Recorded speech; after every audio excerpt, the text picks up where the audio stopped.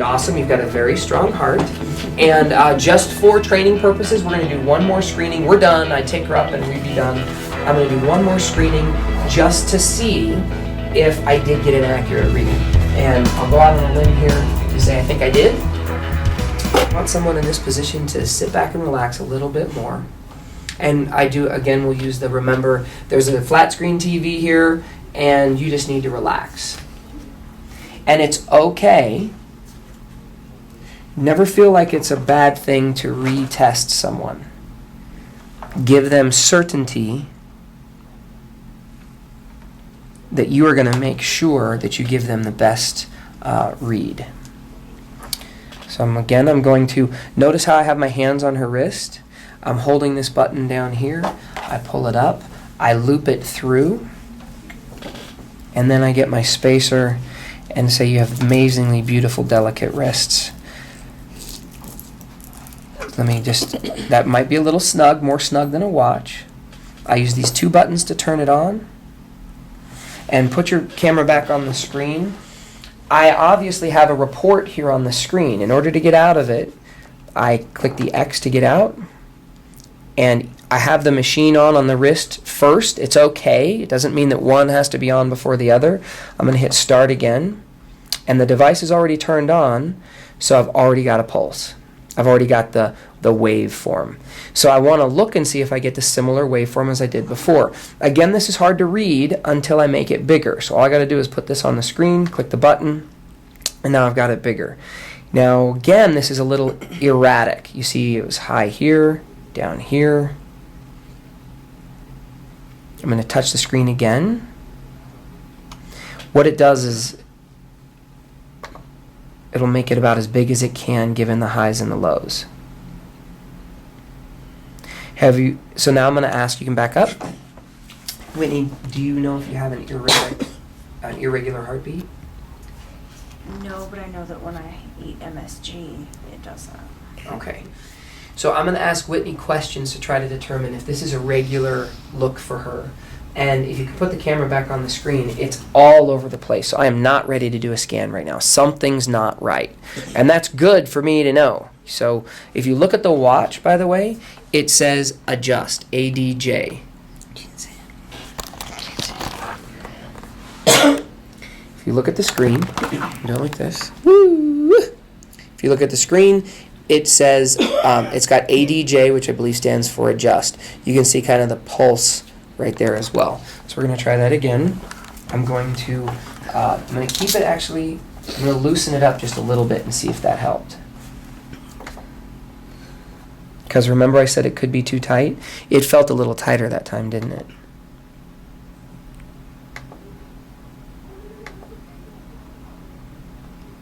Excellent. So now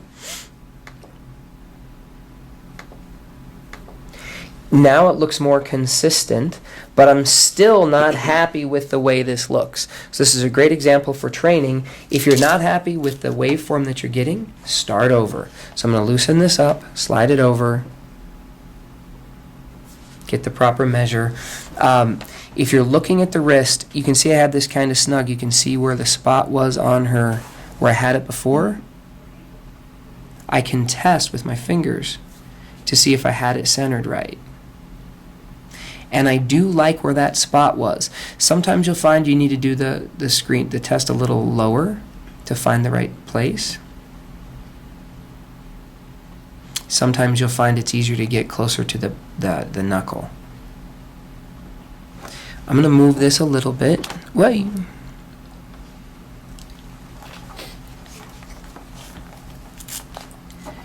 And since you're down, why don't you back up just a little bit?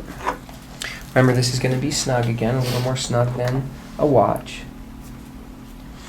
And Whitney, if you look at the screen now, and for the camera purposes, this is the exact thing I'm looking for. I know that the screen isn't big yet, but look what I'm now looking at. This is the perfect waveform I'm looking for.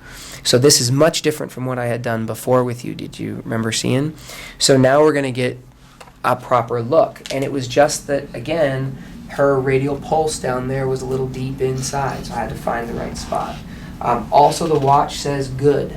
So it feels like I definitely know now, because I've got exactly the pulse waveform I'm looking for. I've got the right read.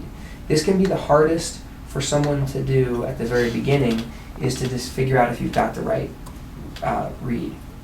Now, because I've already got a Whitney Phillips in here, I'm going to put a Whitney Phillips 2 so I can see if there's any change. So Whitney, if you can be really still, it should already pre-populate her blood pressure and diastolic pressure. And now it's started. So with the camera on the screen, you can see that we've got this really good waveform. It usually takes 1 full pass or 2 for the numbers to show up here. And Whitney's doing a great job of being still. We can see that this is a pretty consistent pulse. We've got almost all the same lows, almost all the same highs. And if we look at our CASP, we can see the blood pressure is 88/63, which is very close to what we had before. Her CASP is 85. We look at the old CASP on her other form, it was 84. So remember, you can back up now. So again, this is only going to last for 60 seconds, but remember I said just put the camera right on me because you don't have to worry about that. Okay. Again, the CASP and the radial augment index are the 2 variables we're using. Because I wasn't thrilled with the way the pulse waveform looked, I knew I wanted to do another test. I still did the analysis based on the first one, because what I found is even if it's inaccurate, and we did get the watch on a little bit odd, it's still very close. And we'll see now through an accurate test, because sometimes the hardest thing to do can be to get it on the right spot. I know that any of us who have done enough scans, that can happen to you, so it's best to get a lot of practice before you get with the customer trying to do it. So I think we're about done here. Let it go through one more time. This is another thing, put it on the screen. We've definitely been on here for 60 seconds, but the screen did not shut off. This should zero out, and instead it's still reading her pulse. For some reason, sometimes the software will just keep reading. And back up for me. In that case, we don't need to do this for more than 60 seconds. I'm going to turn off the watch, the Bpro device, and I'm going to remove it. And again, look how if you look at her hand, she's kind of wiggling her fingers. She's like, oh gosh, that was on there for a while. I'll sometimes touch her hand and make her, like, it's okay. I talk, like, hey, how does your hand feel? You want to show, camera on me, you want to show that you're concerned about someone's well-being.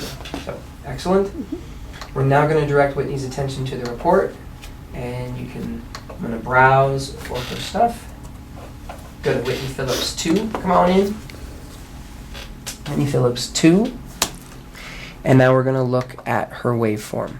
So you can see we've got a much more, if you just look at the chart is very much more consistent. We still have the same bumps on her cardio pulse waveform as we did before, but you can see that this is much different. Now watch what happens, because the CASP, we'll go up to number 1, is 82, 82, 84, 83, 84, 83, 82. So even though we didn't get it perfect last time, we still have 82 to 84 as far as a rate. And we used an 84 for her CASP, so that's a very good measure. So let's look at a radial augment index, which before was variable. We have a 76, 69, 76, nothing. 79, 79, 79, nothing.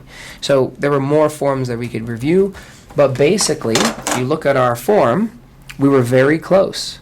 Between the 84 is basically spot on. The 72 may be a couple of points back up, so you can see both me and the thing. The 72 may be a little bit low, by a couple of points, but again, we're looking for a range. The range will still fall into the same thing. If you look at the example, if we use this one of a 76 radial augment index, it still shows that she's in the 30 to 39 range of age. So even though we didn't get the perfect waveform, this is important for us to know what we're doing this.